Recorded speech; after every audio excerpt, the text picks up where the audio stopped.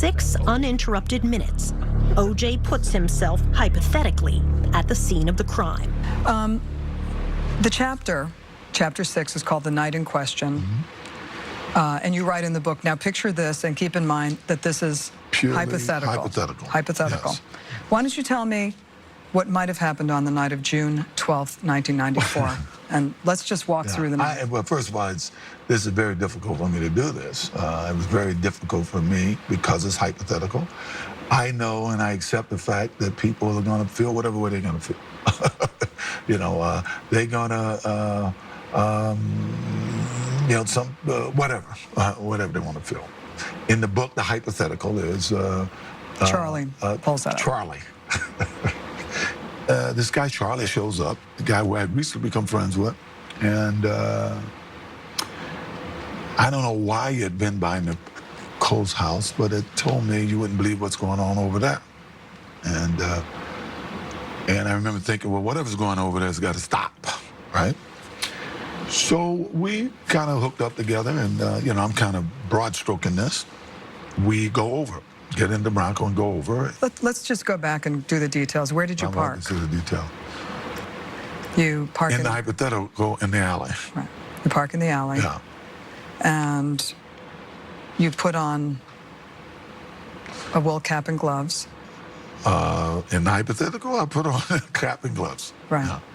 And you reached under the seat for a knife. I always kept a knife in the car for the crazies and stuff because you can't travel with a gun.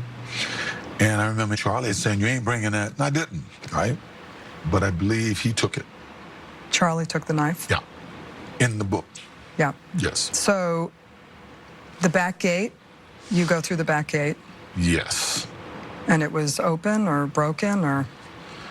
I don't recall. Okay. I go to the front and I'm looking to see what's going on. And I can see that it appears like Nicole had candles all the time. She really did, to keep her overhead down, I think. And music was on, and while I was there, a guy shows up. You know? So Ron Goldman comes in the back gate. Yeah, a guy I really didn't recognize. I may have seen him around, but I really didn't recognize him to be anyone. And in the mood I was in, I started having words with him. He says to you, I just came by to return a pair of glasses. Judy left them at the restaurant.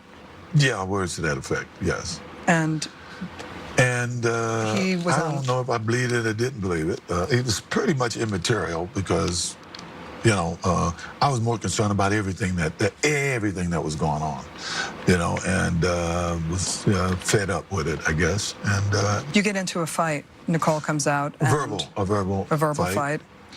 Got a little loud, and by that time, Nicole had come out, and we started having words about who is this guy, why is he here, what's going on. And she says, this is my house, get the F out of here.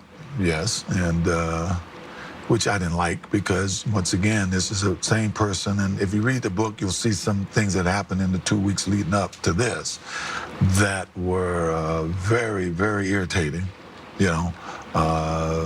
And I think Charlie had followed this guy in, wanted to make sure there was no problem, and he brought the knife.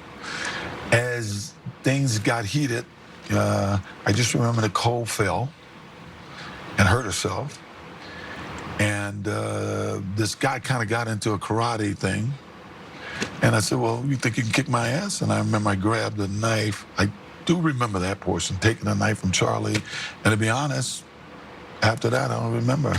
Except I'm standing there and there's all kind of stuff around and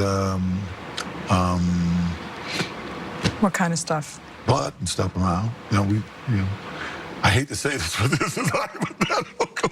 I'm sorry. Right. I know we got to back up again. Right. That's okay. I want to back up. This is hard. This is hard. I know. I want to back up hard to try to make people think that I'm. I know. You wrote in the book, I had never seen so much blood in my life. Yes. You're covered, the scene. Can you describe it? It's hard for me to describe it, I'm telling you. I don't think any two people could be murdered the way they were without everybody being covered in blood. And of course, I think we've all seen the grisly pictures after. So yeah, I think everything was covered, would have been covered in blood.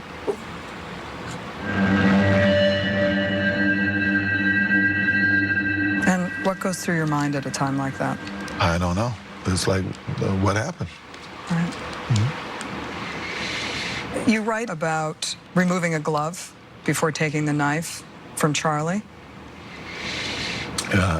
You know, I had no conscious memory of doing that, but obviously I must have, because they found the glove there. And blacking out. Have you ever blacked out before? Not to my knowledge. No. No, And of course, if something like this would take place in anybody's life, if it were to happen, I would imagine it's something that you would probably automatically have trouble wrapping your mind around it. It was horrible.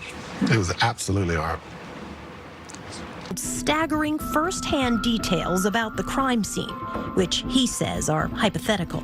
You wrote in the book, I had never seen so much blood in my life. Yes. It's hard for me to describe it, I'm telling you. I don't think any two people could be murdered the way they were without everybody being covered in blood. Then you see bloody footprints and you decide to take off. Yes. Actually, I believe Charlie kept saying, we got to get out of here. And in the book, you describe taking off your shoes, your pants, and your shirt and dropping it in a bundle. Do you remember that? Yes.